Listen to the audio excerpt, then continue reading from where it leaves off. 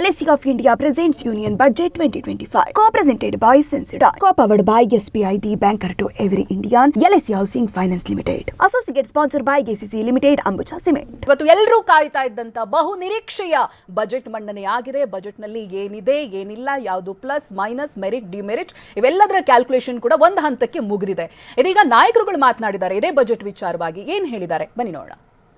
ಪ್ರಧಾನಮಂತ್ರಿಗಳ ಒಂದು ದೂರದೃಷ್ಟಿಯ ವಿಕಸಿತ ಭಾರತ 2047 ಅದರ ಅಡಿಗೆ ತೆಗೆದುಕೊಂಡು ಹೋಗುವಂಥ ಒಂದು ಅಭಿವೃದ್ಧಿಯ ಪರವಾಗಿರುವಂಥ ಒಂದು ಬಜೆಟ್ಟು ಅಷ್ಟೇ ಅಲ್ಲ, ಫಿಸಿಕಲ್ ಕನ್ಸಲ್ಟೇಷನ್ ಅಷ್ಟೇ ಅಲ್ಲ, ಎಕನಾಮಿಕಲ್ ಸ್ಟ್ರಕ್ಚರ್ ಮತ್ತು ಸೋಷಲ್ ಸ್ಟ್ರಕ್ಚರ್ ಎರಡನ್ನೂ ಕೂಡ ಮಹತ್ವ ಕೊಟ್ಟು ಸಮತೋಲನದಿಂದ ತೆಗೆದುಕೊಂಡು ಹೋಗುವಂಥದ್ದು. ಅಂದರೆ ಗ್ರೋತಲ್ಲಿ economic growth, inclusive growth, social ಸ್ಟ್ರಕ್ಚರಲ್ಲಿ ಗ್ರಾಮೀಣ, ಅರ್ಬನ್ನು, ಬಡವರು, ಹೆಣ್ಣುಮಕ್ಕಳು, ಯುವಕರು ಮತ್ತು ರೈತರು ಮತ್ತು MSME ಹೀಗೆ ಎಲ್ಲ ವರ್ಗದ ಜನರಿಗೆ, SC ST ಸಮಾಜಕ್ಕೆ ಇವತ್ತು ದುಡಿಯುವ ಕೈಗಳಿಗೆ ವಿಪುಲವಾದಂಥ ಅವಕಾಶವನ್ನು ಕೊಟ್ಟಿರುವಂಥದ್ದು ಒಂದು ಬಜೆಟ್ಟು.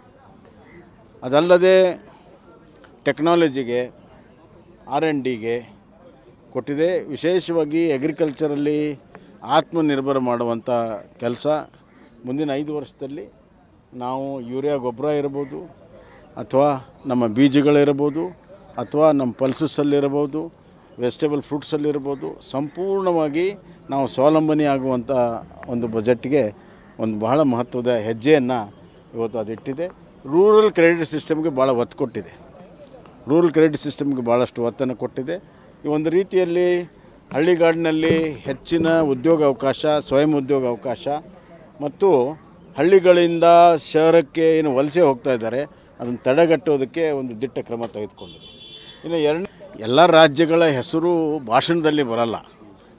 ಸಂಪೂರ್ಣ ಬಜೆಟ್ ಡಾಕ್ಯುಮೆಂಟನ್ನು, ಫೈನ್ ಪ್ರಿಂಟ್ ಅಂತ ನಾವೇನು ಕರಿತೀವಿ, ಅದನ್ನು ನೋಡಿದಾಗ ಈಗ ಉದಾಹರಣೆಗೆ ರೈಲ್ವೇಸಲ್ಲಿ ಹಣ ಕೊಟ್ಟಿದ್ದಾರೆ ದೊಡ್ಡ ಪ್ರಮಾಣದಲ್ಲಿ. ಅದಕ್ಕೆ ರೈಲ್ವೆ, ರೋಡು, ಇನ್ಫ್ರಾಸ್ಟ್ರಕ್ಚರ್ಗೆ ಕೊಟ್ಟಿದ್ದಾರೆ. ಅದಕ್ಕೆ ಕರ್ನಾಟಕದಲ್ಲೂ ಕೂಡ ಹಣ ಬರ್ತದೆ, ರೈಲ್ವೇದಲ್ಲಿ ಬರ್ತದೆ, ರೋಡಲ್ಲಿ ಬರ್ತದೆ.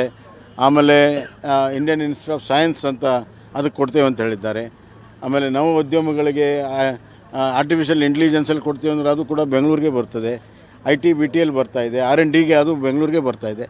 ಅದು ಅಲ್ಲದೆ ಇವತ್ತು ಸುಮಾರು 1.5 ಲಕ್ಷ ಕೋಟಿ ರಾಜ್ಯಗಳಿಗೆ 50 ವರ್ಷ ನಂತರ ತೀರಿಸುವಂಥ ಬಡ್ಡಿ ರಹಿತ ಸಾಲವನ್ನು ಕೊಟ್ಟಿದ್ದಾರೆ.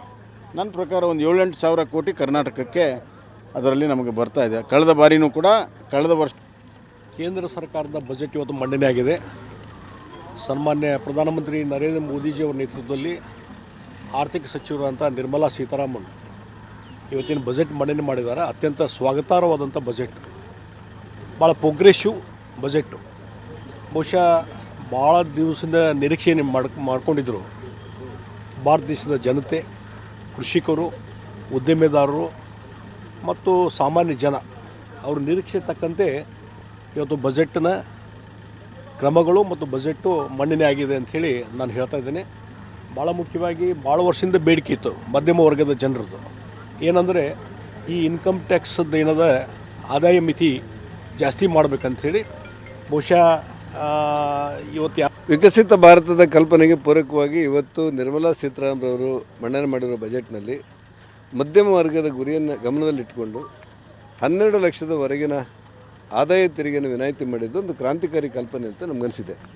ಅದೇ ರೀತಿಯಲ್ಲಿ ರೈತರ ಪರವಾಗಿ ಮಾಡಿರುವಂಥದ್ದು, ಪರಿಶಿಷ್ಟ ಜಾತಿ ಪರಿಶಿಷ್ಟ ಪಂಗಡಕ್ಕೆ ಕೊಟ್ಟಿರುವಂಥ 2 ಕೋಟಿ ರೂಪಾಯಿವರೆಗಿನ ಸಾಲ ಸೌಲಭ್ಯದ ವಿಸ್ತರಣೆ, ಕಿಸಾನ್ ಕ್ರೆಡಿಟ್ ಕಾರ್ಡನ್ನು 3 ಲಕ್ಷ ಇರುವುದನ್ನು 5 ಲಕ್ಷಕ್ಕೆ ಏರಿಸಿರುವಂಥದ್ದು, ಮಧ್ಯಮ ವರ್ಗದ ಜನರಿಗೆ, ಬಡವರಿಗೆ, ದುರ್ಬಲರಿಗೆ, ಧ್ವನಿ ಇಲ್ಲದಿದ್ದವರಿಗೆ ಇವರೆಲ್ಲರಿಗೂ ಕೂಡ ಒಂದು ಪೂರಕವಾದಂಥ ಒಂದು ದೃಷ್ಟಿಯಲ್ಲಿ ಬಡತನ ಶೂನ್ಯ ಮಾಡಬೇಕಂತ ಗುರಿಯನ್ನು ಇಟ್ಟುಕೊಂಡು ಮಾಡಿರುವಂಥ ಈ ಬಜೆಟ್ ಅತ್ಯಂತ ಪ್ರೀತಿಯಿಂದ ನಾವೆಲ್ಲ ಸ್ವಾಗತ ಮಾಡ್ತೇವೆ. ಇಡೀ ದೇಶ ಇದನ್ನು ಸ್ವಾಗತ ಮಾಡುತ್ತೆ. ವಿಕಸಿತ